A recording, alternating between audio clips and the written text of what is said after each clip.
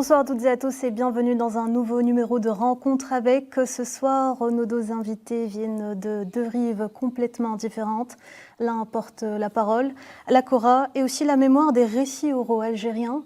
Et l'autre manie la clarinette basse et les machines électroniques. Ensemble, ils ont créé le projet Basira.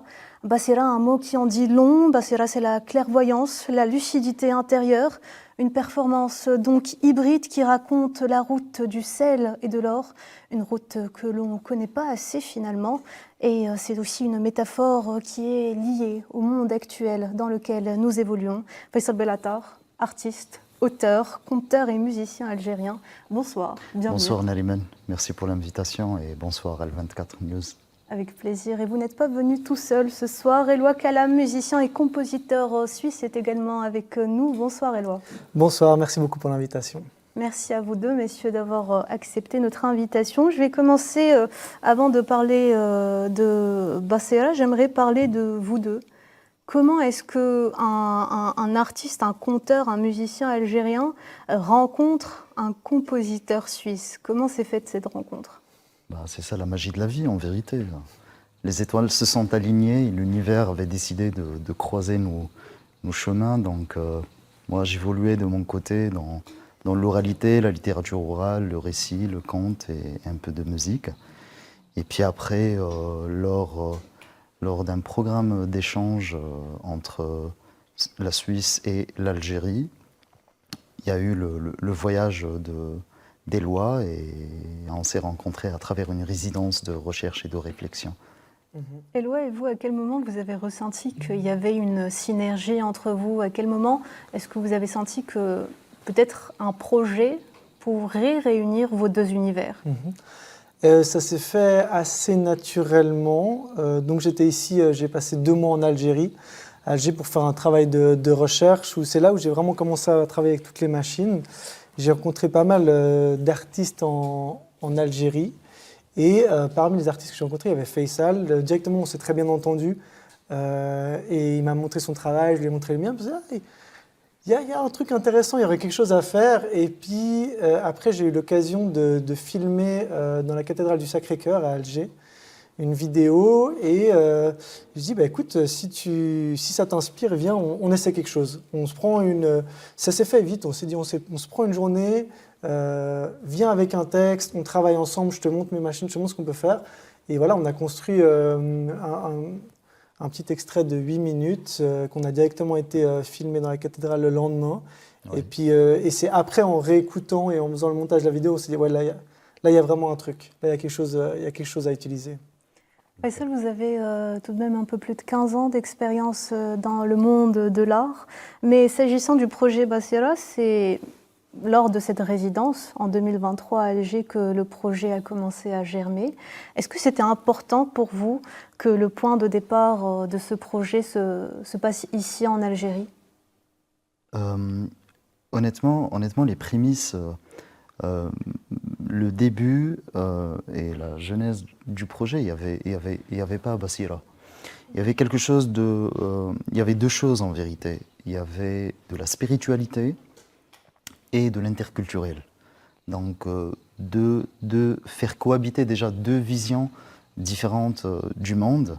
On vient de 2 cultures différentes et est-ce qu'on serait apte à trouver un terrain d'entente et un seul langage qui va sceller nos 2 souffles. Et je ne sais pas si la géographie avait joué. Quand même, ça a joué quelque chose parce que le lieu en lui-même, il était tellement chargé d'énergie parce qu'on s'est rencontrés, on a commencé à bosser un tout petit peu, puis ensuite on est parti à la cathédrale du Sacré-Cœur. Donc, c'est l'acoustique du lieu et l'énergie qui habite et qui remplit cet espace. C'est ce qui avait éveillé en nous cette spiritualité qui venait, on la sentait venir, remonter. Et puis lors du tournage, on s'est dit mais c'est extraordinaire. Donc je pense que la géographie avait joué aussi un rôle. Oui, l'Algérie, ça a démarré ici et que je pense qu'elle est pour beaucoup. Et on dit que l'Algérie, c'est une terre de rencontre aussi. J'étais ici en résidence grâce à Rhizome, l'Abri en Suisse et Pro Helvetia, qui ont organisé justement toute cette résidence. Et c'est le fait aussi d'avoir ces 2 mois ici à la base tout seul, à rencontrer du monde, qui a fait aussi, qui m'a permis d'avoir cette curiosité de lancer ce projet aussi. Et il me fallait ce temps en fait, et cet espace pour tester des choses, passer vraiment beaucoup de temps tout seul à expérimenter avec ces machines, voir qu'est-ce que je peux faire, où est-ce que je peux aller. Et je pense que le fait d'être dans cette ville a aussi beaucoup influencé, notamment par l'énergie de la ville, les gens, l'énergie des gens.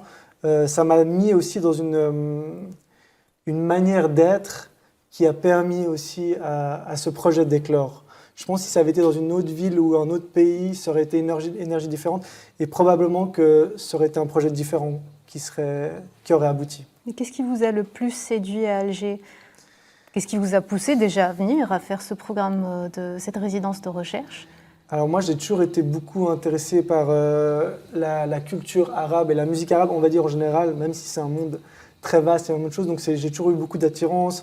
J'ai travaillé avec beaucoup de musiciens palestiniens, avec des musiciens égyptiens aussi, des mélanges voilà, de musique arabe, des fois traditionnelle, des fois moderne, avec la musique que je fais, qui est un mélange d'électronique, de musique classique européenne, de jazz, qui est un mix de tout ça. Donc c'était ça un peu le premier attrait.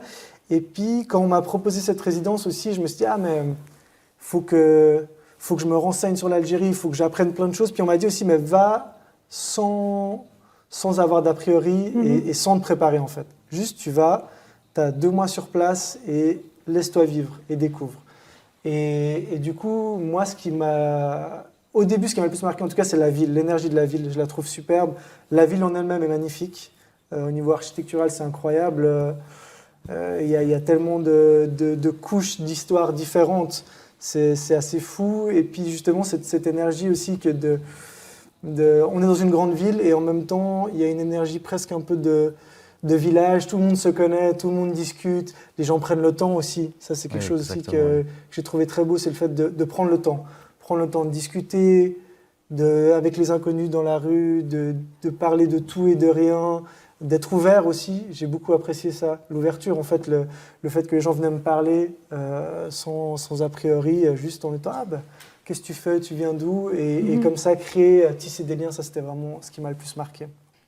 Basira, c'est un projet qui est ancré ici en Algérie. Faisal, c'est un mot qui vient de l'arabe et qui porte l'idée de vision intérieure, d'une certaine lucidité profonde. Pourquoi avoir choisi ce titre et qu'est-ce que ce titre-là dit du projet? En fait, le titre s'est imposé par lui-même, non? Ouais, il était là, il s'est imposé. Basira, c'est une des strates les plus élevées de la spiritualité et de la clairvoyance. Et ça épouse parfaitement aussi le chemin qu'on voulait prendre, la direction et l'appel de cet ailleurs qui est la route du sel et de l'or. Matché, en vérité, ils s'imbriquaient, ils s'entrelaçaient et Basira, c'est quand même une grande ouverture. Donc il y a le champ des possibles qui est très très très large. Et, ça parle à tout le monde. Et puis dans d'autres cultures, c'est le troisième œil. Ici, chez nous, c'est une ascension de l'être et de l'âme et de l'esprit également. Et de fil en aiguille, on a posé le titre, puis on a commencé le vrai travail. Et je pense qu'à partir du titre, qu'on est parti vers ce qui est devenu aujourd'hui Basira. C'est aussi un projet qui interroge, je pense, la place de la spiritualité dans nos sociétés modernes. Est-ce que cette thématique vous intéresse particulièrement, plutôt vous inspire particulièrement dans vos travaux respectifs, hein, chacun de son côté et peut-être ensemble aussi? Je pense, oui, alors c'est des questions que je me pose. Par rapport à ce projet-là, en tout cas, l'idée c'était aussi de de voir qu'est-ce qui, en dehors de nos différences, nous rapproche. Et notamment la question de la spiritualité, quand on la prend avec un sens large, en fait, c'est universel. Et je pense que c'était ça aussi un point d'entrée qui nous intéressait là-dedans, c'est que dans toutes les cultures partout, la spiritualité est là, sous plein de formes différentes. Mais c'est ça qu'on trouvait beau aussi, en fait, c'était justement de ce lien, en fait, qui est propre à l'être humain et qui nous a beaucoup attirés. Je pense que c'était ça, en fait, une partie de la porte d'entrée, justement, pour aborder la spiritualité. Ouais. Parce qu'en vérité, Basira, avant tout, c'est une œuvre profondément humaniste. Donc, qui explore, qui cherche, qui questionne, qui interroge, qui déconstruit aussi. Et c'est vrai qu'en vérité, on questionne le rapport qu'entretiennent les sociétés modernes avec la spiritualité. Et Basira, comme on l'avait expliqué, c'est une recherche effrénée et une exploration sans cesse pour trouver un lieu sûr et un interstice pour soulever ces questionnements-là et d'aller dans les méandres et les profondeurs de l'humain en lui-même. Donc, pour questionner qu'est-ce qui reste comme sacré dans une ère qui est saturée par beaucoup de choses. Justement, en parlant de cette saturation, en lisant la présentation de votre projet, vous parlez, je cite du coup, d'un monde saturé de technologies, de vitesse et de bruit. Et pourtant, Basira utilise des machines électroniques, des boucles et des textures numériques. Éloi, est-ce que c'est une contradiction qui est assumée ou est-ce que c'est une réponse délibérée ? Je pense que c'est un peu des deux. C'est aussi, plutôt que de subir l'influence des machines de la technologie, la reprendre, mais pour créer quelque chose de beau, de calme, d'apaisant, dans un état, créer un état propice au spirituel, à la méditation, à la prière. Donc je pense que c'est quelque chose qui était vraiment... c'était faire cet ordre, en fait, ce qu'on peut s'imaginer de la technologie du moderne, et tout en restant, en fait, fidèle aux matériaux et à l'idée de base. Oui, exactement. Non, et en vérité, dans une époque là où les repères vacillent entre tradition et mutation, donc Basira intervient à travers Éloi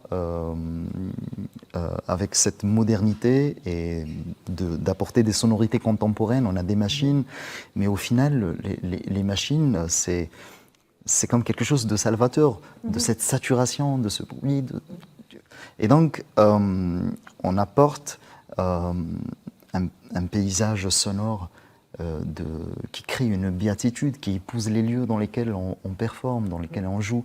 Et puis là, l'homme et la machine travaillent ensemble, main dans la main, entre guillemets. Exactement. À savoir que tout ce qui est dans le projet, il n'y a rien de préenregistré, donc tout est fait par les machines sur le moment. Et du coup, en fait, le jeu, c'est que les machines interagissent avec ce que moi je joue ou ce que Faisal joue. Et du coup, on leur donne des informations, mais il y a toujours une part un peu d'aléatoire qui rentre dedans, justement, qui est très belle, qui fait qu'il faut toujours un peu s'adapter. En fait, c'est un dialogue. C'est un dialogue entre nous, en tant que musiciens et artistes, et les machines. Et je pense que c'était ça aussi qui nous a pas mal intéressé, justement, qui nous a bien intéressé dans ce projet. C'était de confronter, en fait, l'idée de la tradition et de la modernité, notamment à travers ces machines, en reprenant... voilà, toute la tradition du conte, de l'oralité qui est très forte ici en Algérie, mais qu'on retrouve aussi beaucoup en Europe. Et en même temps, de la confronter avec des machines, de la modernité, aussi en termes d'instruments. On a la kora, qui est un instrument traditionnel. On a la clarinette qui vient de la tradition classique européenne. Et du coup, en fait, c'était ça, ce jeu, c'était pas créer un projet qui est non plus nostalgique d'une époque qu'on n'a pas vécue et qui ne reviendra probablement jamais, mais c'est se dire mais comment est-ce qu'on peut en fait créer un futur beau et positif avec ce qu'on a en fait. Donc je pense qu'il y a aussi un message d'espoir à travers ce projet et avec ce mélange de qu'est-ce qu'on peut faire avec cette technologie pour qu'elle soit positive pour nous. Pour revenir sur la thématique principale de Basira, Faisal, la route du sel et de l'or, c'est une mémoire commune africaine que partagent plusieurs peuples d'Afrique. Qu'est-ce que cette route représente pour vous personnellement? Parce qu'on ressent que c'est quelque chose qui vous tient particulièrement à cœur. Oui, en fait, en vérité, quand on avait commencé le projet, il est bien clair qu'il y a une part de nous-mêmes dans tout ce qu'on fait, en vérité. Et la route du sel et de l'or, c'est comme peut-être un cheminement que j'avais déjà accompli, et un passage de l'arbre sec jusqu'à l'arbre fruitier. C'était un souci aussi de mémoire et de transmission, de revenir sur l'histoire de la route du sel et de l'or. On n'est pas dans le film documentaire, on est là pour réactiver un peu l'histoire. Et qu'est-ce que ça veut dire concrètement, réactiver l'histoire? C'est quoi la différence entre conter et réactiver, surtout lorsqu'on vous regarde sur scène en tant que téléspectateur? Au fait, en vérité, c'est vrai qu'on est des artistes, des musiciens et conteurs, auteurs, mais je dis souvent que je suis un témoin d'une époque et d'un territoire. Donc l'époque me parle, le territoire de cette route du sel et de l'or me parle énormément. Donc nous, on basculait dans un autre monde parce qu'on essayait de réaliser une cartographie de la spiritualité et une géographie de l'invisible. Donc réactiver, c'est de ne pas reprendre les mêmes pistes, les mêmes stations, on ne reprend pas les mêmes personnages. Abd Nour, il intervient comme un présent. Parce que nous, on témoigne de quelque chose qui se passe là, maintenant, tout de suite. Donc on ne revient pas vers quelque chose qui est de l'ordre du vécu et du passé. C'est clair qu'il faut savoir d'où on vient, où est-ce qu'on en va. Et aujourd'hui, c'est maintenant. Ça se passe dans un laps de temps. Et je pense que c'est ça, vivre. C'est de composer avec ce qu'on a, avec ce qu'on a eu déjà, et reconstruire un peu la route du sel et de l'or à travers ce qu'on vit aujourd'hui. Et puis, c'est beaucoup de tableaux. Il y a beaucoup de clins d'œil, en vérité, à travers Basira. On célèbre des lieux, on célèbre des esprits, on célèbre des personnages, parce qu'on essaye de s'incliner face à une énergie qui habite et qui fait ces étapes-là. Donc on a le premier tableau, ça se passe à Tlemcen, une ville extraordinaire avec un vécu, avec une science du silence. Elle est ouverte sur la Méditerranée. Deuxième tableau, on va dans la région du Gourara, on est à Timimoun, on s'incline vers pour le chant sacré d'Ahlil qui résonne, mais on est aussi dans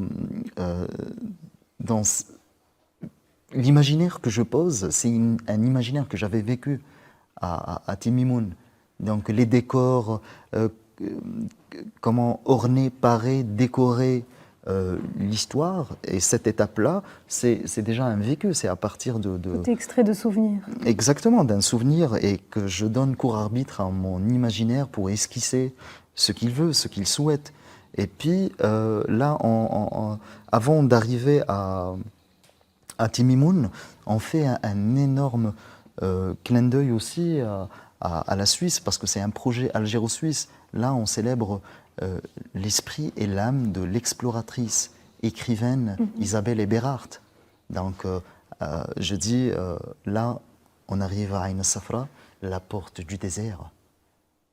Les horizons semblent garder l'âme de celle qui avait choisi le désert pour destin, Isabelle Eberhardt. Donc, sur le passage, elle est là, le projet est algéro-suisse, donc il y a des symboles immuables qu'on ne peut pas oublier. Et ensuite, on continue de Timimoun, on va vers la Mauritanie, parce que c'est quand même une route qui a scellé le destin de 4 pays. Tout à fait. Donc, et en Mauritanie, on salue 2 endroits. On a Chinguetti, qui était le cœur battant du savoir à cette époque-là. On essaye aussi de questionner où est-ce qu'il est parti tout ce savoir-là. Ensuite, il y a une autre thématique qui est d'actualité, qui est l'écologie et l'environnement, parce que on s'arrête dans un des lacs qui abrite le plus grand nombre d'oiseaux migrateurs du monde entier. Donc on est là, puis après on revient en traversant l'immensité du désert algérien pour s'agenouiller face à la beauté de la boucle du Tassili Najer et la cité Séphar. 10 000 ans d'humanité, 15 000 gravures rupestres qui racontent et qui relatent un monde qu'on n'a jamais vécu, qu'on vivra jamais. Mais est-ce qu'avec tout ça, on peut composer aujourd'hui, là, maintenant, tout de suite? Donc c'est vrai qu'on cite, on a l'impression qu'on est dans le passé, mais tous ces lieux, c'est un miroir de la modernité d'aujourd'hui. Donc, et ensuite, on continue vers Agadez, qui est au Niger, et puis finir en beauté dans la ville des 333 saints, Tombouctou. Éloi, en tant que musicien suisse qui s'empare un peu de cette mémoire nord-africaine et subsaharienne, comment est-ce que vous appréhendez cet espace sans en avoir hérité, sans en être plutôt l'héritier direct? Je pense justement l'intérêt, c'est de travailler avec Faisal pour ça, à savoir que moi, c'est pas un projet que j'aurais initié seul, évidemment.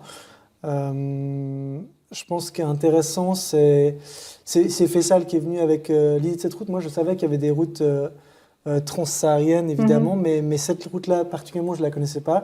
Et du coup, j'ai trouvé très beau, en fait, de découvrir cette route, découvrir cette histoire, de voir aussi tous les échanges qu'il y avait.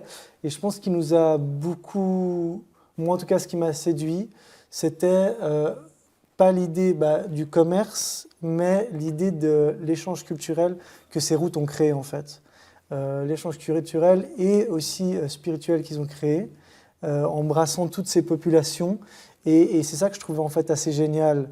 C'est l'idée que l'interculturel a toujours existé, que les mélanges ont toujours existé.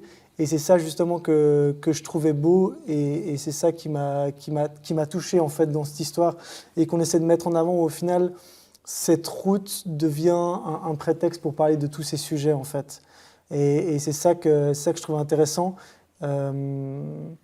Justement, c'est Faisal qui est venu avec l'idée de réactiver en fait cette route et moi je l'ai découverte en fait comme ça justement. Mais ce qui est important à signaler aussi, c'est la composition musicale d'Éloi.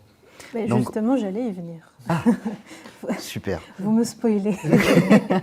En fait, justement, ce qui est beau, c'est que vous racontez tout ça à travers la musique, à travers la clarinette basse, c'est aussi la kora de Faisal. Et c'est un peu un dialogue entre ces différentes textures qui sont quand même très différentes. Comment est-ce que vous avez pu construire ce dialogue interculturel à travers la musique? Alors, ça s'est fait vraiment de manière empirique, en fait, en essayant. À savoir que moi, ça ne m'intéressait pas, en tout cas, de faire autre chose que ce que je fais. À savoir que je n'avais pas envie de me dire, je suis dans telle région, donc je vais m'approprier la musique de tel endroit, et puis je vais faire semblant que je connais cette musique. Parce que, évidemment, il y a plein de choses que je ne connais pas. Et du coup, je trouve même des fois un peu malhonnête de vouloir faire un truc qu'on ne maîtrise pas réellement. Et du coup, c'était un peu ça, moi, ma ligne directrice dès le départ et que j'avais dit à Faisal, c'est écoute, moi, j'ai toutes ces possibilités, je peux faire toutes ces choses, mais ça ne m'intéresse pas de faire une musique qui est autre que la musique que je ressens profondément et qui vient avec tout mon bagage culturel que j'ai eu, tout ce que j'ai appris au cours de ma vie. Donc, c'était ça l'intérêt. Et du coup, on s'est dit, OK, on ne va pas essayer de faire juste... On se met ensemble et je fais un peu comme toi et tu fais un peu comme moi. On va plutôt se dire, ok, toi tu es comme ça, moi je suis comme ça. Comment est-ce qu'on arrive à faire pour que les deux soient ensemble, mais sans pour autant... Enfin, ça reste toujours mon héritage culturel et son héritage culturel qui sont ensemble, mais on n'est pas en train de faire une sorte de mélange pour que ça donne un peu de lui et un peu de moi. Je pense que ça se complète.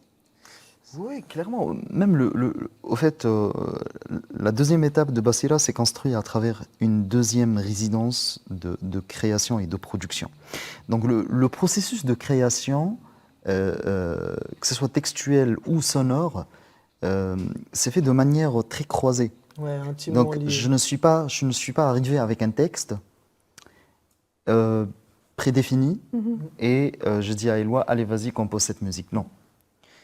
On est venu vide, avec des idées, sans rien du tout. Donc lors de cette résidence qu'on avait commencé à Genève, avec l'Abri qui est notre partenaire suisse, qu'on salue d'ailleurs, et c'est grâce à eux, c'est grâce à nos partenaires algériens et suisses que ce projet a vu le jour.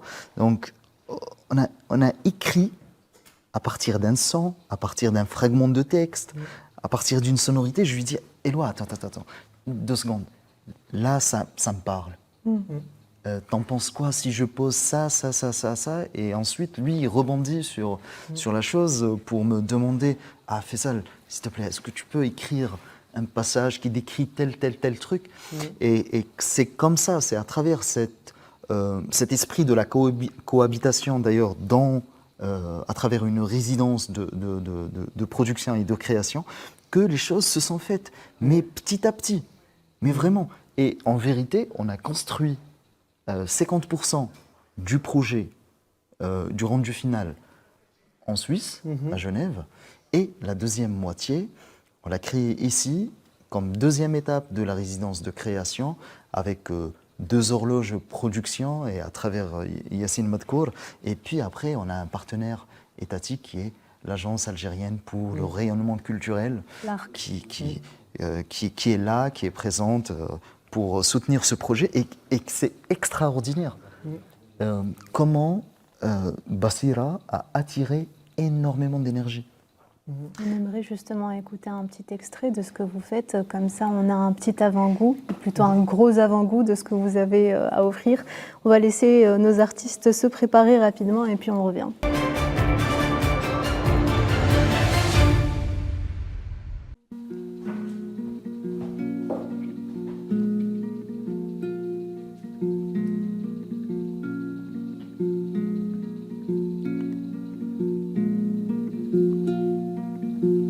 Sur la carte de l'ancien monde, la gloire n'était accordée qu'à 3 grandes routes qui façonnèrent le destin des nations. La Chine régnait sur la route de la soie, l'Inde possédait la route des épices et l'Algérie portait sur ses épaules la route du sel et de l'or.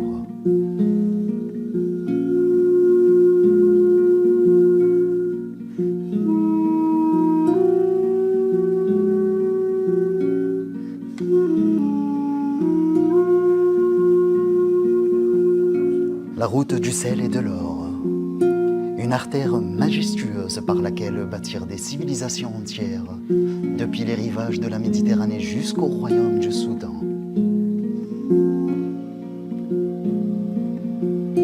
Les gardiens de cette gloire ne sont d'autres que les frères El-Makarri. Ils guidaient les caravanes telles des constellations en marche dans l'immensité du désert. Ils transportaient le sel et l'or, les trésors et les récits, tissant entre les peuples le fil d'un génie algérien qui annonçait déjà l'esprit de la mondialisation bien avant son temps.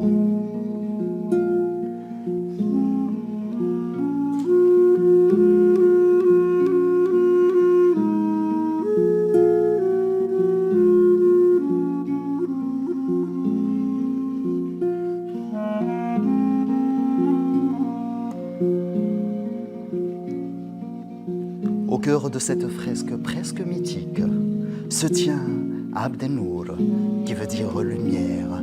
Un jeune garçon de Tlemcen, ses yeux sont suspendus à l'inconnu. Mais son cœur brûle d'un seul feu, celui d'emprunter la route du sel et de l'or pour y écrire son destin et celui de sa famille. Au fil des pistes caravanières, Abdenour découvre que la route du sel et de l'or n'est pas seulement une route commerciale. C'est une cartographie de la spiritualité, une géographie de l'invisible où se rencontrent sages, mystiques, voyageurs et penseurs. Sur la route du sel et de l'or, les cultures se parlent, les traditions se questionnent. Car en Algérie, chaque oasis est un miroir, chaque dune est une question adressée à l'âme.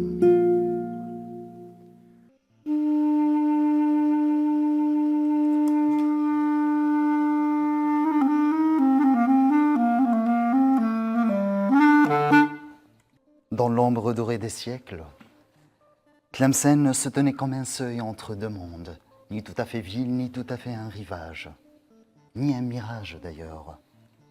Elle respirait aux rythmes anciens des caravanes.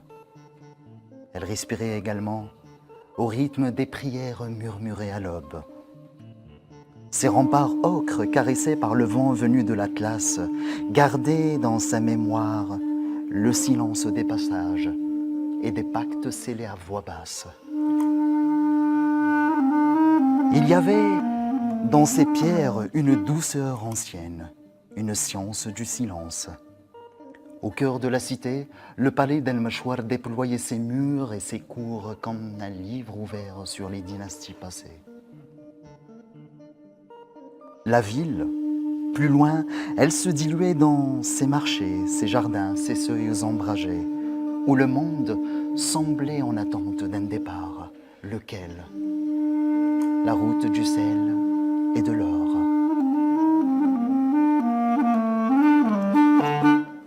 Même les lieux les plus simples de la ville portaient une mémoire invisible. Dans les profondeurs de Tlemcen, des lieux comme Hammam Legnaoui ont respiré la vapeur et les secrets, lavant les corps autant que les âmes avant la plus grande des traversées.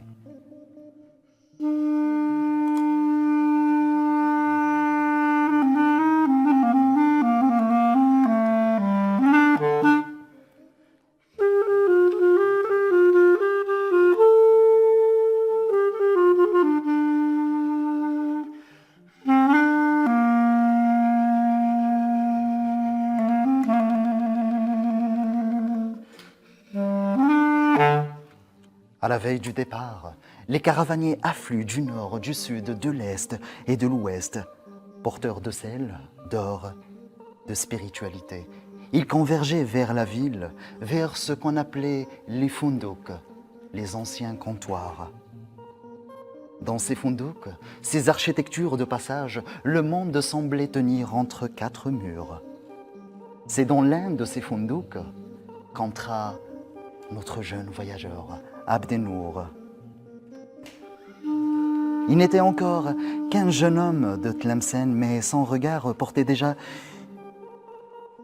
une flamme inhabituelle, comme s'il cherchait quelque chose qu'il reconnaîtrait sans même jamais la voir.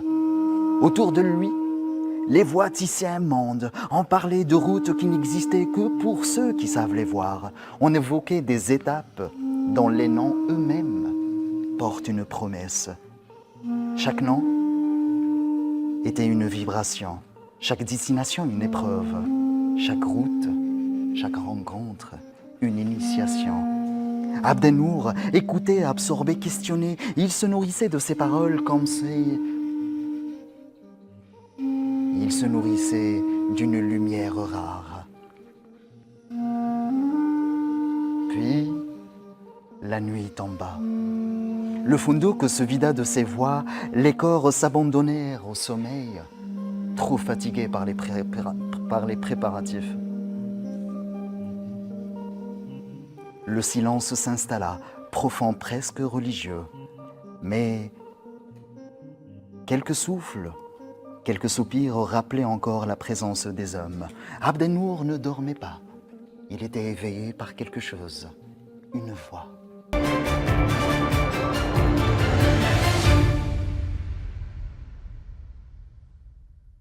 Et on revient juste après cette prestation vraiment très envoûtante. En tout cas, vous m'avez fait voyager. Ça m'a émue.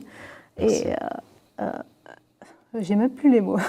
Vraiment, c'était très spécial. Surtout l'énergie qu'on avait ici sur le plateau. Ça nous donne envie, en tout cas, de voir le spectacle en entier. Et tout à l'heure, on parlait d'héritage africain. Vous rentrez justement de l'une plutôt des plus grandes manifestations artistiques du continent africain. Je parle du Massa, le marché des arts du spectacle d'Abidjan. Comment ça s'est passé? Waouh. Racontez-moi. C'était une sacrée expérience. C'était une très belle expérience. Là, on a eu la chance d'être programmé là où le monde se tenait en 4 murs. Donc, en plus des Ivoiriens qui étaient là, qui étaient présents pour assister, découvrir les spectacles. Il y avait 300 programmateurs de par le monde et 200 journalistes qui travaillaient dans des agences un peu partout. Une des manifestations les plus spectaculaires que j'ai pu voir dans ma vie. Et avec un programme très riche, nous, on a eu la chance de jouer 2 fois. Donc, on a fait le Palais de la Culture et le Goethe Institute d'Abidjan. Et c'était vraiment particulier. Et puis, c'est pas uniquement un festival, c'est un marché. C'est le marché des arts du spectacle d'Abidjan. C'est que juste après nos représentations, on avait à rencontrer et à profiter des rencontres professionnelles, les B2B, là où on a rencontré énormément de directeurs artistiques, de programmateurs, de diffuseurs de par les 5 continents. Et, ça a sûrement dû générer énormément d'opportunités. Beaucoup d'opportunités. Et puis après, le questionnement qu'avait suscité la présentation du projet, parce que quand on avait joué notre premier spectacle, moi j'étais un peu bredouille que les gens s'intéressent réellement à cette spiritualité, poser des questions sur la route du sel et de l'or, sur l'Algérie, la Suisse, le projet Algéro-Suisse, comment ça se fait, comment c'est arrivé jusque-là. Et puis, on avait même, on ne savait pas qu'il y avait dans la salle des critiques d'art qui étaient là. Et d'ailleurs, un des critiques d'art, il était lauréat il a reçu le prix, il était lauréat d'un prix récemment en Afrique de l'Ouest.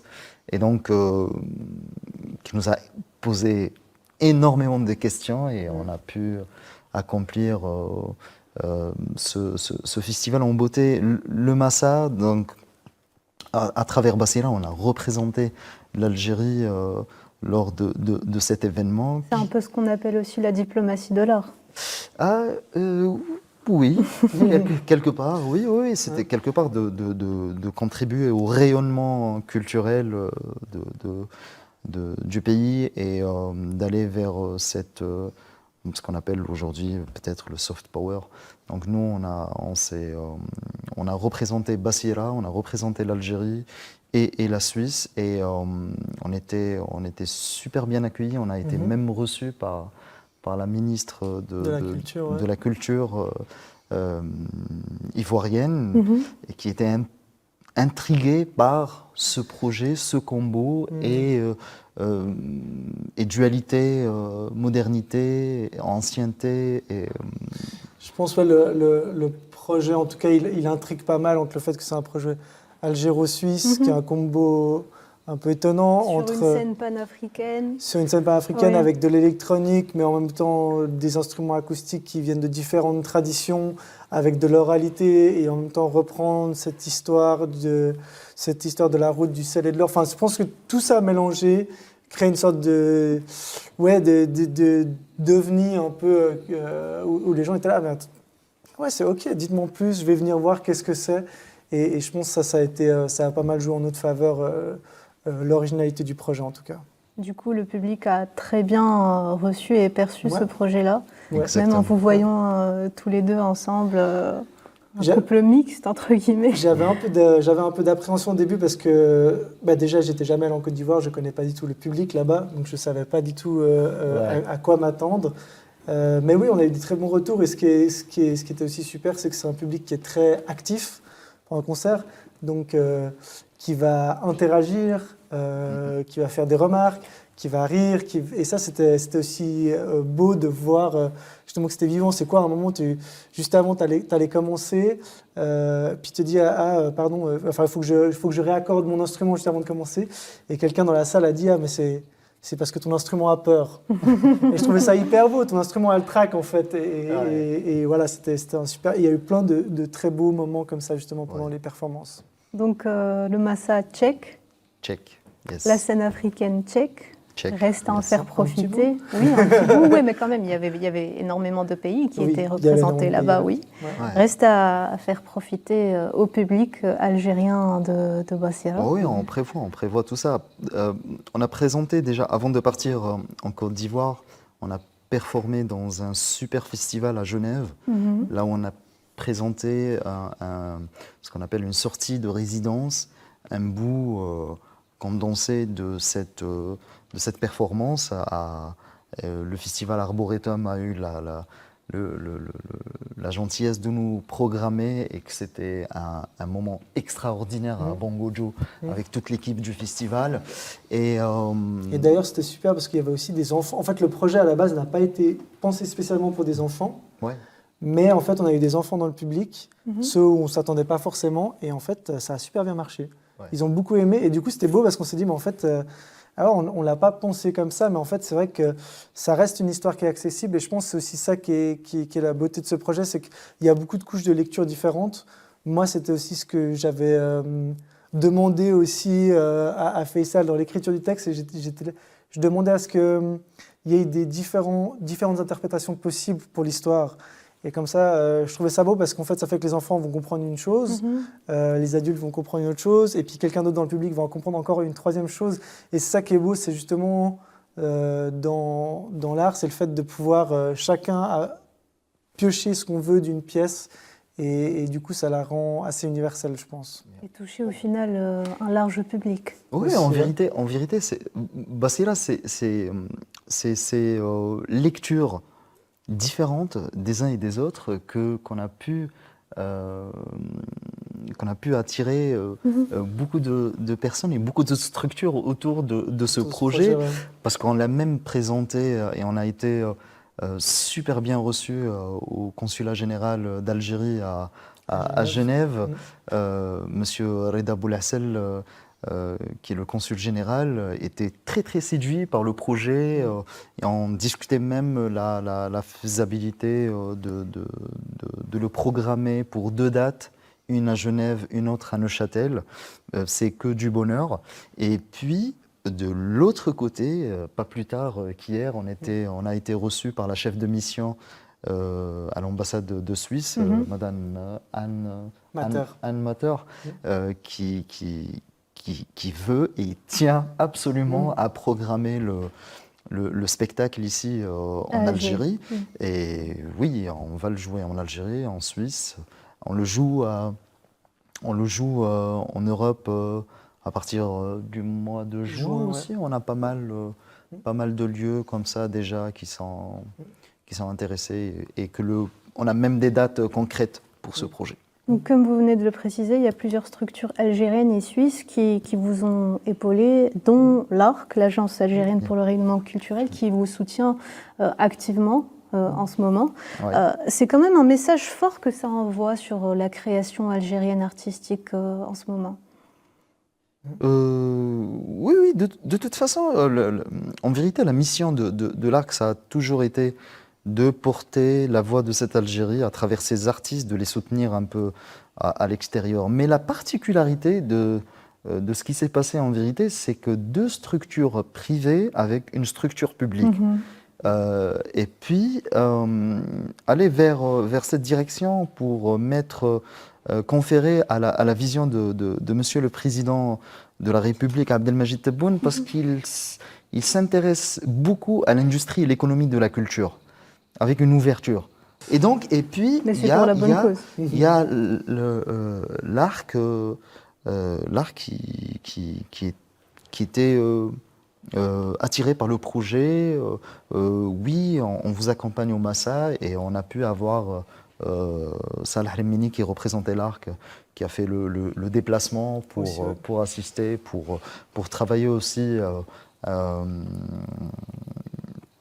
sur un esprit de rapprochement entre les deux pays aussi, pour voir un peu les échanges. Et c'était d'ailleurs la discussion qu'on a pu avoir avec Madame la ministre de la Culture ivoirienne, qui était très très portée sur l'idée de créer des ponts artistiques et culturels en dehors du commerce et puis cette africanité qu'on partage tous avec ce continent. Donc, oui, c'est une bonne chose que un représentant du ministère de la Culture et des Arts en Algérie a eu cette idée et le génie surtout de nous accompagner dans cette belle aventure.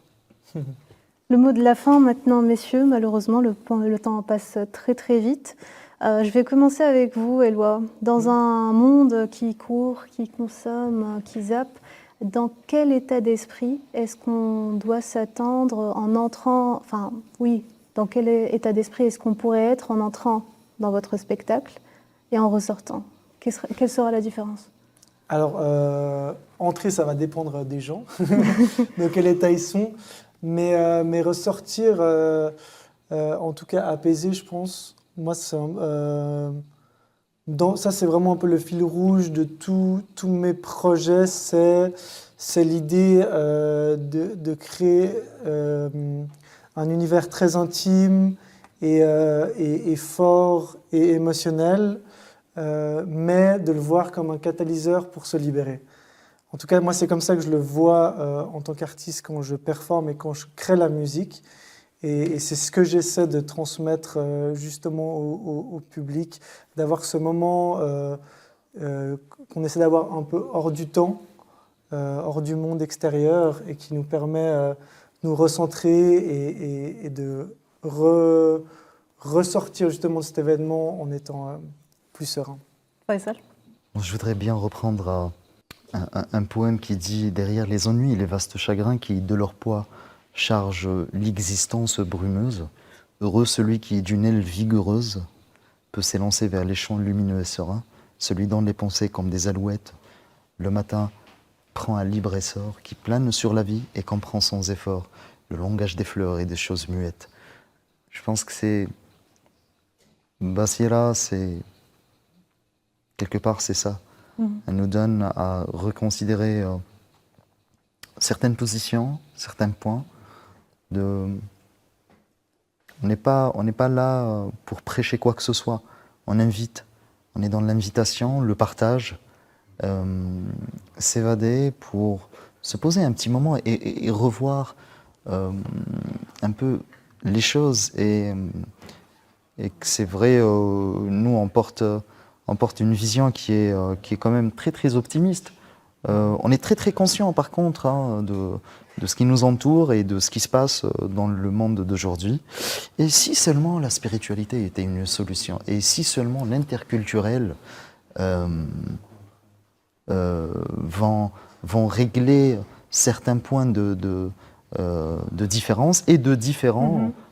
Vous avez l'exemple, un Genevois et un Constantinois. Moi, je suis originaire de Constantine. Medinat el-Hawa wal-Hawa, et puis Genève avec toute cette beauté, on a extrait la quintessence de ce que portent nous deux racines et préparé un élixir de vie qui s'appelle Basira. Merci beaucoup Faisal Merci à vous. Bellatar, merci également à vous Éloi Kalam Merci pour d'avoir été l'invitation. avec nous, de nous avoir donné un petit avant-goût de Basira en espérant vous voir bientôt sur scène. Voilà, madame, monsieur, c'est la fin de cet épisode de Rencontre avec. Restez avec nous sur Al 24 News. À bientôt.